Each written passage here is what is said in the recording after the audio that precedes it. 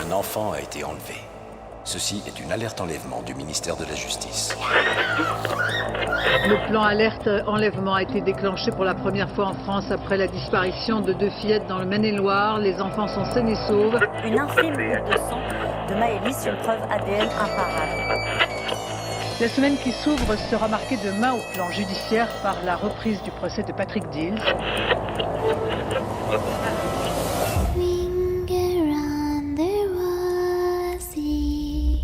Bienvenue dans les Minutes de l'Horreur. Aujourd'hui, pour ce premier épisode de l'année 2021, on va s'intéresser à une affaire qui remonte à 1996. La disparition d'une petite fille innocente, pleine de rêves et d'espoir, dont la vie s'est malheureusement arrêtée beaucoup trop tôt. Il s'agit de JonBenét Ramsey, une mini-miss de 6 ans qui faisait la fierté de ses parents. Plus de 20 ans après ce drame, son assassinat demeure toujours impuni. Vous allez voir que malgré son innocence et son jeune âge, la fillette a été la cible d'un acte d'une cruauté monstre. Aujourd'hui dans les Minutes de l'Horreur, zoom sur la disparition et le meurtre de la petite JonBenét Ramsey.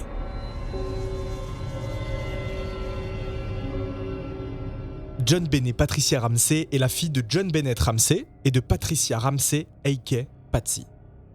Son père est un homme d'affaires américain très influent, né en 1943. Il est le PDG de l'entreprise Access Graphics. Il s'est marié une première fois avec Lucinda Patch en 1966, avec qui il a eu 3 enfants. Leur fille aînée, Elizabeth, est décédée en 1992 dans un accident de voiture, alors qu'elle n'avait que 22 ans. En 1980, John se remarie donc avec Patricia, une ancienne Miss et journaliste née en 1956. De cette union naissent Burke le 27 janvier 1987 et la petite JonBenét le 6 août 90. Son nom, donc, comme vous l'aurez compris, est composé de celui de sa mère et de son père. C'est une petite fille très attendue par ses parents, ils sont très protecteurs et aimants avec elle. Très vite, Patsy voit en elle sa succession dans les concours de beauté. En plus d'être une petite fille bienveillante et affectueuse, JonBenét est pleine de talent. Elle aime danser, se déguiser et monter sur scène. Elle a fait plusieurs concours et a remporté plusieurs titres, notamment celui de America Royal Miss, de National Teeny Miss Beauty et de Little Miss Colorado. JonBenét a acquis de la notoriété grâce à ses concours de beauté et les médias la surnomment même Little Miss Sunshine. Alors qu'elle était toute jeune, elle était déjà très posée. Lors d'une de ses interviews, elle avait déclaré qu'elle voulait devenir infirmière ou médecin. Les Ramsey mènent donc une vie agréable. Ils ont une énorme maison dans une petite ville calme, une maison quand même de 15 chambres. Burke et JonBenét ne manquent donc de rien. Les fêtes de fin d'année sont toujours très mouvementées chez les Ramsey. Ils reçoivent beaucoup et se rendent à énormément de fêtes également. Personne n'aurait pu imaginer que ces fêtes de fin d'année de 1996 allaient se transformer en un véritable cauchemar. Le 25 décembre, les Ramsey vont dîner chez des amis. Sur le chemin du retour, les enfants s'endorment en voiture. En rentrant, tout le monde va se coucher. Le matin du 26 février 96, en plus, la famille devait prendre l'avion tôt pour rendre visite aux parents de John. Quand Patsy se réveille et se rend dans la chambre de sa petite fille JonBenét, elle n'est plus là. Patsy trouve à la place sur le lit de la petite fille une note de rançon adressée à son mari, demandant 118 000 $ en échange de leur fille. John et elle décident immédiatement de contacter la police à 5h52 et des proches pour les aider à retrouver JonBenét au plus vite. La police arrivera sur les lieux 3 minutes plus tard et ne trouvera aucun signe d'effraction. Police! What's going on? 5515th Street. What's going on there, ma'am? We have a kidnapping. Hurry, please. Explain to me what's going on, okay? There's a note left and our daughter's gone. A note was left and your daughter is gone? How old is your daughter? 6 years old. She's blonde. 6 years old. How long ago was this? I don't know. I just found the note. And my daughter's gone. Does it say who took her? What? Does it say who took her? I don't know. There's a ransom note here. It's a ransom note? It says SBTC. Victory. Ce que vous venez d'entendre est un extrait de l'appel passé au 911 par Patsy qui a été enregistré et analysé de nombreuses fois par des experts en tout genre. Dedans, certains experts pensent entendre « Qu'est-ce que t'as fait ?» D'autres « Et qu'est-ce qu'on fait maintenant ?» La qualité du son est très mauvaise et ces mots sont dits sans contexte. Il est donc possible de s'imaginer un tas de choses, mais encore une fois, ce ne sont que des suppositions. Soit, Patsy demande ce qu'elle doit faire maintenant en attendant la police parce qu'elle est paniquée par l'absence de sa fille et qu'elle en veut à son mari car sa fille n'est plus là. C'est compréhensible quand un de vos enfants disparaît, vous en voulez au monde entier. Soit la famille essaye de couvrir ce qu'il s'est réellement produit parce que c'est l'un d'entre eux qui a fait du mal à John Benet. Pour les enquêteurs et pour les experts, de nombreux éléments restent très suspects par rapport à cet appel. Le vocabulaire que Patsy utilise durant l'appel, des expressions comme « je suis la mère ». Selon les experts, cette formulation en anglais n'est pas spontanée. C'est comme si elle essayait de se distancer de sa fille. La dernière chose, et qui est pour les experts la preuve la plus parlante et qui soulève donc le plus de confusion, est lorsqu'elle mentionne la lettre de rançon. Elle dit qu'elle est signée SBTC Victory. Or, si elle avait la lettre sous les yeux comme elle l'avait dit, elle saurait que c'est Victory STBC. Si elle a réussi à se souvenir des initiales dans l'ordre, pourquoi ne se souvient-elle pas de la place du mot entier ? À la fin de la conversation, Patsy raccroche. La plupart des personnes dans une situation d'urgence restent en ligne avec l'opérateur en attendant l'arrivée des secours. L'opérateur peut toujours l'aider en indiquant quel véhicule va venir et en rassurant la personne au téléphone tout en récoltant d'autres informations. Après, ce ne sont que des petits éléments. Une mère appelle la police car sa fille a disparu. C'est peut-être normal que son discours soit bizarre, que les expressions qu'elle utilise ne soient pas cohérentes. Qui pourrait avoir un discours cohérent quand sa fille vient de disparaître ? Dans son appel, Patsy parle d'une lettre de rançon. Elle va devenir l'élément clé de cette enquête. Tout comme l'appel au 911, elle a également fait l'objet de nombreuses études pour essayer d'identifier les ravisseurs. Et je vais commencer par vous la lire en français. Monsieur Ramsey, écoutez bien. Nous sommes un groupe d'individus qui représentent une petite faction étrangère. Nous respectons votre entreprise, mais pas le pays qu'il sert. En ce moment, nous avons votre fille en notre possession. Elle est en sécurité et n'est pas blessée. Et si vous voulez qu'elle voie 1997, vous devez suivre nos instructions à la lettre. Vous allez retirer 118 000 $ de votre compte. 100 000 seront en billets de 100 et 18 000 restants en billets de 20. Assurez-vous d'apporter une mallette de taille adaptée à la banque. Quand vous rentrerez chez vous, vous mettrez l'argent dans un sac en papier brun. Je vous appellerai entre 8h et 10h demain matin pour vous donner les instructions de la livraison. La transaction sera longue, alors je vous conseille d'être reposé. Si nous voyons que vous avez l'argent rapidement, nous vous appellerons peut-être plus tôt pour arranger la livraison de l'argent et donc le retour de votre fille.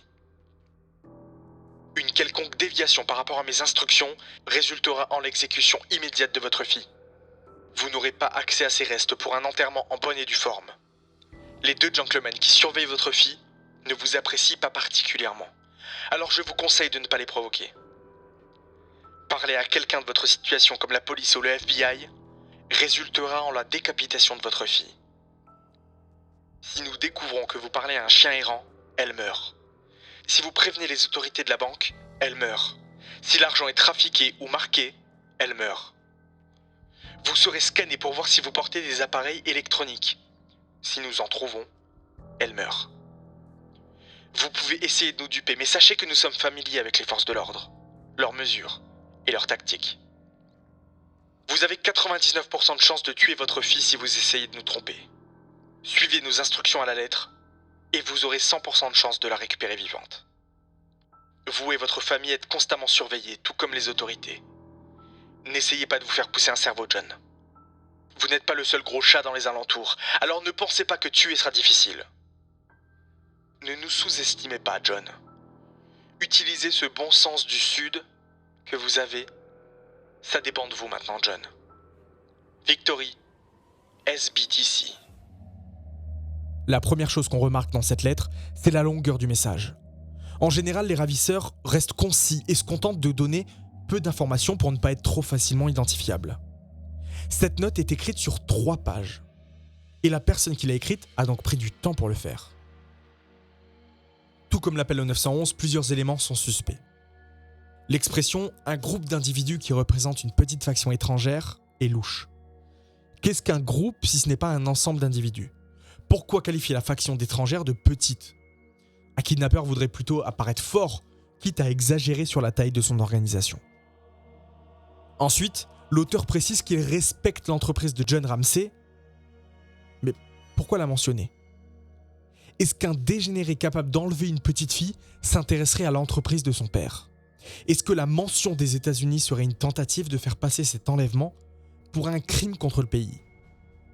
De plus, dans le document original, certains mots communs sont mal orthographiés, mais des termes plus rares sont utilisés. Est-ce que c'est une tentative pour l'auteur de se faire passer pour quelqu'un dont la langue natale n'est pas l'anglais ? La somme aussi demandée au ravisseur, 118 000 $. Pourquoi une somme aussi petite à une famille relativement aisée ? Il se trouve en plus que le bonus de fin d'année de John est de 118 000 $. Très précis pour être une coïncidence. Ensuite, il précise d'où l'argent doit venir. Pourquoi la façon dont est obtenu l'argent est important pour les ravisseurs. À la fin du message, le langage est plus agressif, comme si quelqu'un d'autre l'avait écrit. L'emploi du verbe décapiter est très surprenant. La pratique de la décapitation est vue comme barbare et très peu courante aux États-Unis. Par contre, elle est très répandue dans les groupes terroristes radicaux. Un autre élément qui, comme les autres, peut sembler anodin, mais qui reste très étrange, est la répétition de « elle meurt » 4 fois. Pourquoi ne pas dire « elle va mourir » ou « elle mourra » si c'est la conséquence de quelque chose qui n'est pas encore arrivé ? Est-ce qu'au moment où la lettre a été écrite, John Benet était déjà morte ? Beaucoup trouvent que les menaces à la fin de cette lettre sortent tout droit d'un vieux western ou d'un policier. Traiter quelqu'un de gros chat n'est pas vraiment méchant, c'est même quelque chose de plutôt gentil, un gros chat. À la fin de la lettre, l'auteur appelle Monsieur Ramsey par son prénom et fait référence à ses origines du Sud. Est-ce que le ravisseur se sentait beaucoup plus à l'aise à la fin d'écrire cette lettre ? Ou est-ce que c'était une façon de lui faire comprendre qu'il le connaissait bien et qu'il sait plein de détails sur lui ? Enfin, la signature Victory SBTC. La théorie qui revient le plus souvent serait que SBTC signifie Saved by the Cross, c'est-à-dire sauvé par la croix, et que le terme Victory serait une façon d'insinuer qu'à travers le sacrifice du Christ, les croyants ont la victoire sur la mort. Plus les heures passent, plus les éléments trouvés sont très louches. Et vous allez voir que 2 théories émergent très vite. Au cours de l'enquête, les policiers ont trouvé que la note de rançon a été écrite sur un bloc-notes appartenant à la famille et les marques sur celui-ci indiquent que l'auteur a écrit un brouillon juste avant. Pourquoi un kidnappeur extérieur prendrait le temps d'écrire une lettre de 3 pages et un brouillon sur les lieux de l'enlèvement ?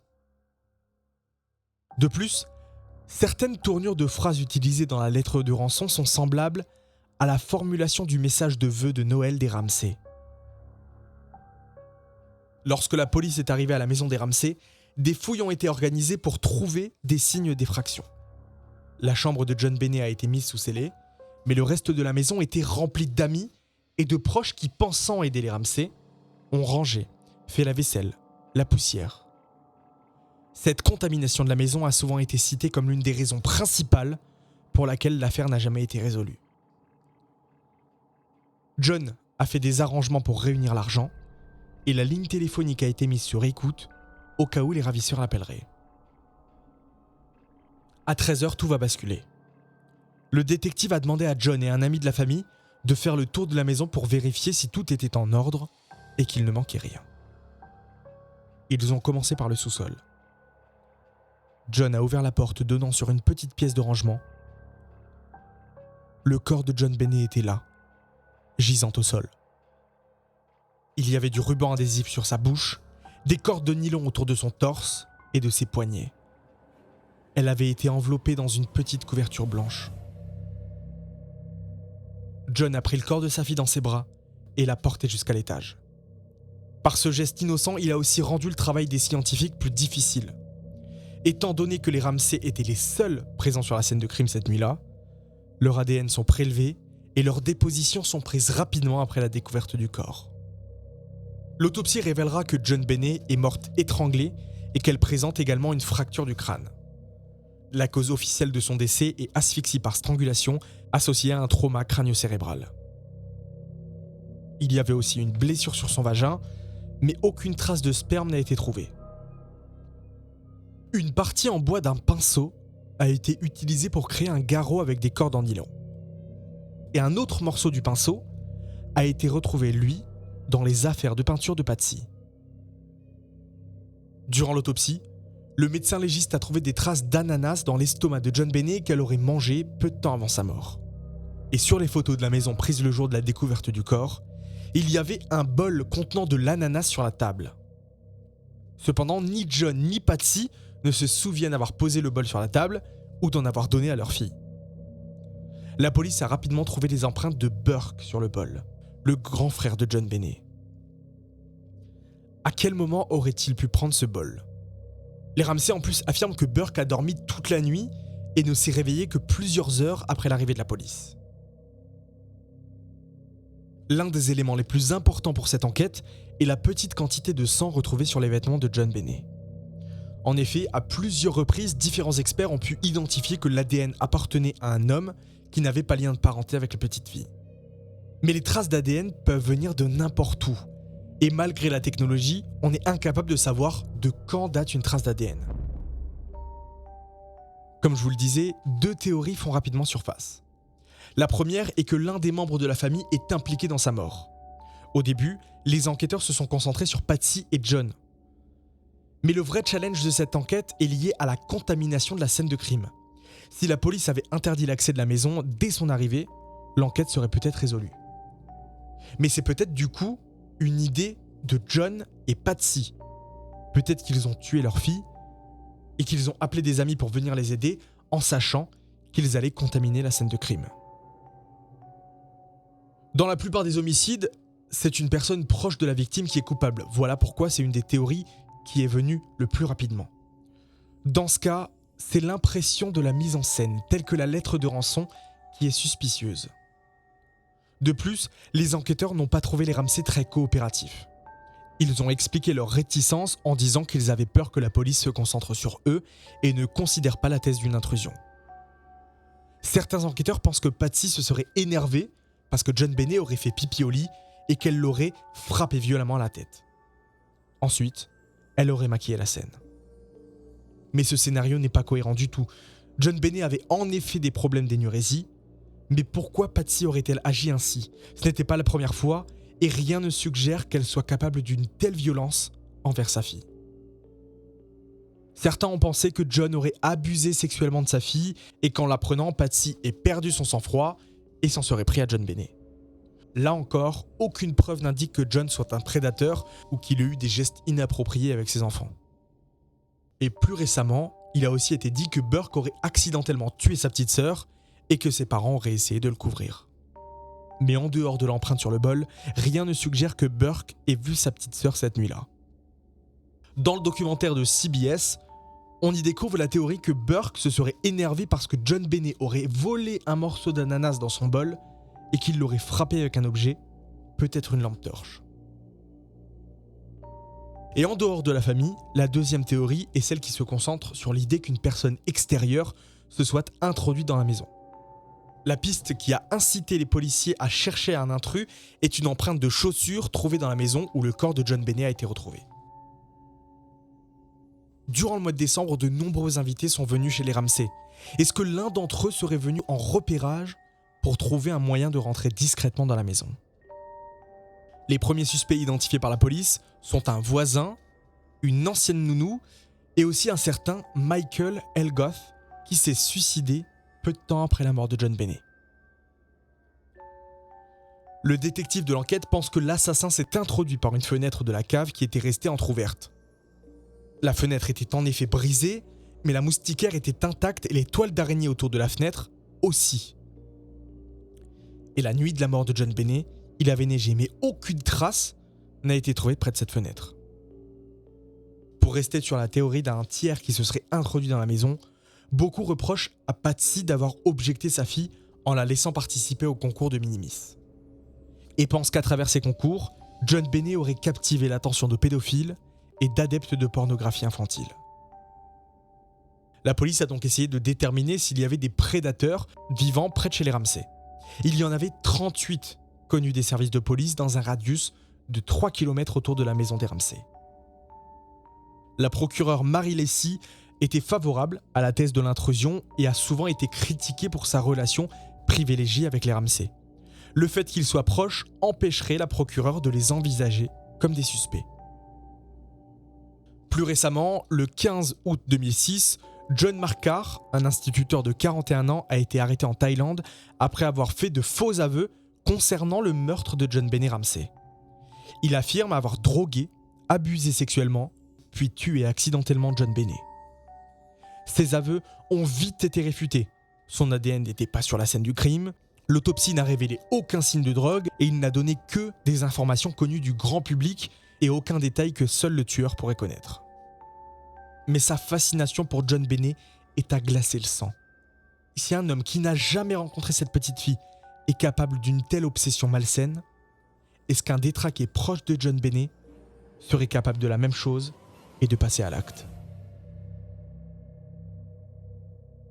Les Ramsey ont toujours été très repliés sur eux-mêmes. Ils n'ont pas hésité à attaquer en justice de nombreux médias et auteurs pour diffamation. En 2002, Patsy Ramsey est décédée d'un cancer des ovaires. Elle est enterrée aux côtés de sa fille. John Ramsey a tenté de faire carrière en politique en 2004. De nombreuses rumeurs lui courent encore après, comme celle qu'il aurait eu une liaison avec la maman d'une petite fille disparue, Bess Holloway. En 2011, il s'est marié pour la 3e fois avec Jan Rousseau. Ils vivent dans le Michigan. Burke Ramsey, le grand frère de John Benet, est développeur de logiciels et il essaye de continuer sa vie à l'abri des médias. En conclusion, John Benet Ramsey serait toujours la petite fille chérie des États-Unis. De nombreuses personnes se battent encore aujourd'hui pour découvrir ce qui lui est vraiment arrivé près d'un quart de siècle après les faits. Bien que la famille Ramsey soit suspicieuse, on ne peut pas écarter la thèse de l'intrusion. Il faut examiner les deux pistes. Et si les Ramsey n'ont en effet rien à voir avec l'assassinat de John Benet, ils ont indéniablement souffert des accusations et des rumeurs toujours plus folles à leur égard. Et vous, que pensez-vous de cette histoire ? Faites-vous partie des gens qui pensent que la famille de John Benet a un lien avec sa disparition et son meurtre ? Ou est-ce que vous pensez à l'intervention d'un tiers qui aurait enlevé et tué accidentellement ou non la petite John Benet ? Si vous souhaitez en savoir plus sur l'affaire, n'hésitez pas à regarder la vidéo de Sonia Lou en 3 parties dans laquelle elle fait part, elle, de son analyse, mais en tant que psychologue spécialisée en criminologie. Aujourd'hui, on ne peut que souhaiter que la vérité éclate un jour et que justice soit rendue pour cette petite fille innocente dont la vie a été détruite sauvagement le 26 décembre 1996. Merci d'avoir suivi ce nouvel épisode des Minutes de l'Horreur. J'espère qu'il vous a plu et si c'est le cas, n'hésitez pas à le partager sur tous vos réseaux sociaux pour faire découvrir l'affaire de John Benet Ramsey à tous vos proches. N'hésitez pas aussi à mettre 5 étoiles sur Apple Podcasts, à vous abonner et à me suivre sur Instagram @les Minutes de l'Horreur et de me donner en même temps vos avis sur l'affaire de John Benet. Portez-vous bien et quant à moi, je vous donne rendez-vous très bientôt pour découvrir ensemble une nouvelle affaire criminelle. Et en attendant, vous le savez maintenant après tous les épisodes des Minutes de l'Horreur, faites très attention, car vous ne pouvez faire confiance à personne.